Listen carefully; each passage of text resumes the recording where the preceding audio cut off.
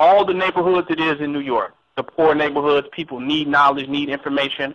Why are you on the #1 commercial strip in Harlem in front of all of the businesses? Because you're out there for money. You say, well, we out here in these streets, man. We in these streets. That's not the streets. That is a commercial strip. Right. You feel me? Yeah. And what you're doing is you're making black people, by hanging the pictures up of the lynchings, you're making black people feel sorry, for their lack of compassion that they have for what they people have went through. You're making them feel sorry and thus making them pay you. You understand what I'm saying? Or basically, it is reparations off of black people. Right. Feel sorry. Look, I bet you didn't know about these lynchings. Look at you, blah, blah, blah. Well, why don't you go in the hood with your pictures? In the hood, and wake black people up. Because you would make no money if you did that. You would literally have to do it for free, and you would have to have more than some pictures. You would have to hand some sandwiches out. You follow what I'm saying? You would actually have to really have some other services that you would have to be able to provide for the people. You couldn't just hand out just DVDs and just have a pictures of people being lynched. People are hungry. Right. What if you went to Africa right now with that and stood out in Africa somewhere, in the bush and set his posters up? What does it mean?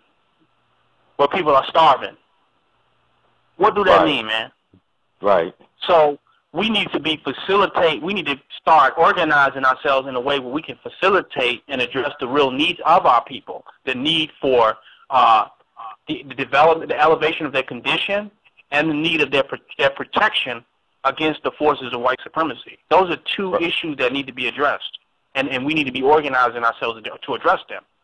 Right. But it's turned into a tradition of money making, a tradition of hustling that they keep passing on.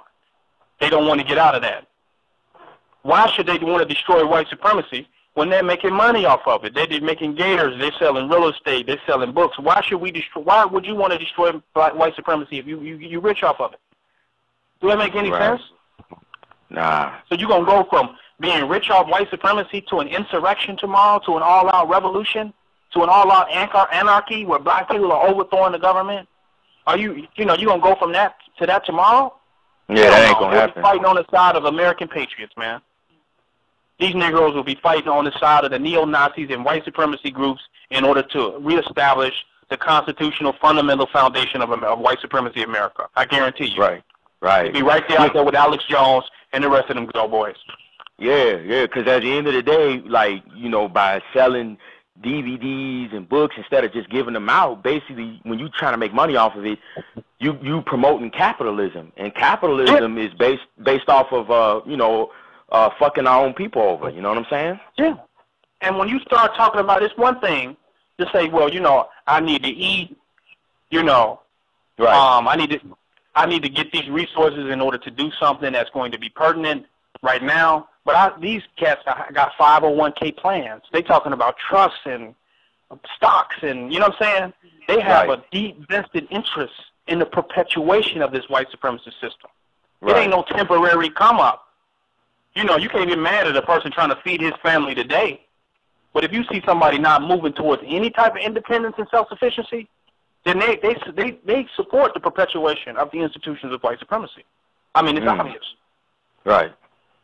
So no, we're not just challenging and mad at somebody for trying to feed their family. We're upset with somebody using a venue that was really supposed to be revolutionary in nature to perpetuate the ideas of white supremacy, to perpetuate the system and the institution of white supremacy. That's a fact. They don't want to say nothing really radical to deal with real issues. They're not really organizing anything against white supremacy. They're debating among one another to make money. Right. It's a rap battle. A rapper is not trying to overthrow the system. Nope. You follow? Hell nah. It's nothing but a rap battle. And like we said, like they used to say back in the 70s, man, they just got a good rap. Rapping was more of a universal word. It didn't just mean, a Lil Wayne and, Wiz Khalifa. Rapping means anybody that just got out there and just talked some good shit, but really wasn't going to do nothing, really. So they got a good rap. They nothing but rappers. But there's nothing to it. So, we're not going to be able to unify with those type of people. They have Right. a future invested interest in the perpetuation of white supremacy, of capitalism. They're already signing over stocks and signing wealth over to their children for the future of white supremacy to go along. Some of us, we are hell-bent on the destruction and the end of white supremacy. We don't want Right. to see nothing other than that. We're not making any plans for the perpetuation of white supremacy at all. It has to end for the oppression of our people to end and for the condition of our people to ultimately change. White supremacy has to end. That's a fact. right. That's So right. how is it going to end if we have a capitalistic vested interest? Talking about we got a 10-year plan. We got a 10 year, in 10 years we're guaranteeing that white supremacy going to be going. If your 10-year plan ain't to become more and more of a revolutionary anti-white supremacy, then your 10-year plan is the perpetuation of it. And while you Right. got all the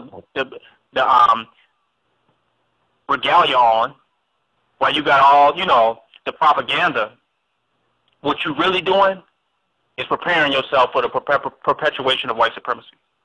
Mm. You're preparing yourself to see it going, to keep going. Right. And that's false. And it's a lot of that superficiality going on every day in the so-called conscious community.